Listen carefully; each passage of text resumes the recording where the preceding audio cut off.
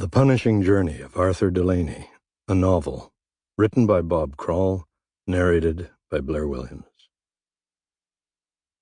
Dedication, in memory of Brian McRory and Andrew Stiles. Chapter 1. An old man in bib overalls drove a rumbling farm wagon along a Pennsylvania country road. He ducked low branches, which printed the road in sundapples and long, sleepy shadows. He talked to his horse as a way of talking to himself. Up ahead, where the road swung close to the river, he saw a stranger hailing to hitch a ride. He saw the dew prints where the stranger had walked up from the river and across the meadow. He saw trails of white smoke by the river from a campfire that had been doused.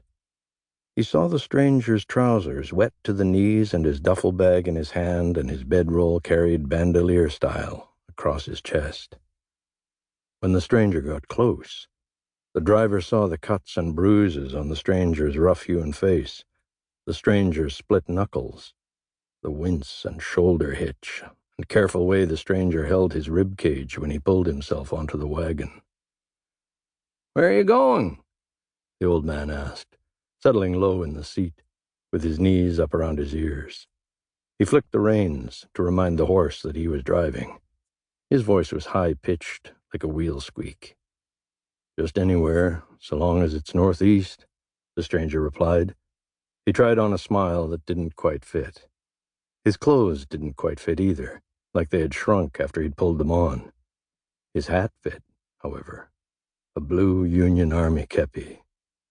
"You don't have far to get there," the driver said, and sneaked a canny look the stranger's way. "Just anywhere seems like it's a distance. Give it time, and just anywhere will be right around the bend. Settle there, and soon enough you'll be calling it home." He chuckled and flicked the reins. "I won't be settling," the stranger said. The driver smiled. "You never know about the twists and turns and the changing light. A blast of snow most always has us wintering out." The stranger undid his bedroll and set it in back. He inched his eyes the driver's way, then rested them on the horse's rump. The dusty road kept pace with the river, which slowed into deep pools all shadowy under a heavy canopy of sycamore and black willow. Now and again the low sun breached the tree line and flashed on the water. A rabbit darted off the road ahead. A trout jumped and splashed not far from where a farmer was loading half a dozen cows onto a barge for ferrying to a small island. One cow was reluctant to board, and the farmer fanned it with his hat. The driver offered the stranger a chew, and they chewed and spit. The stranger launched the juice over his left shoulder and with the breeze. The driver rolled the plug from cheek to cheek and spit at a tuft of hair on the horse's rump like it was a target. A red-shouldered hawk flew above the river. As the stranger watched it circling, the driver studied the shiner and bruises on the right side of the stranger's face. He knew where they had come from, a warehouse near the woolen mill at Gertie Run. The stranger caught him looking. "I saw you the other night," the driver confessed.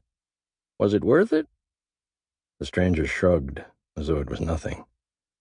"I knew I could last 3 rounds. The driver shook his head.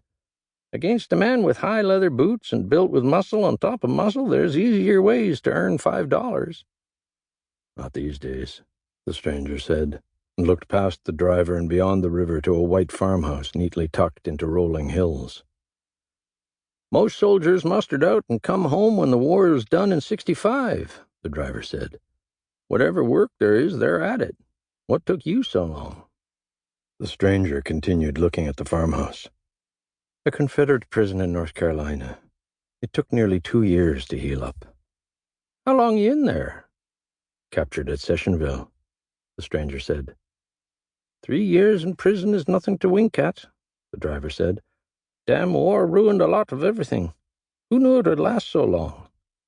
The road dipped and ran level with the river for a ways.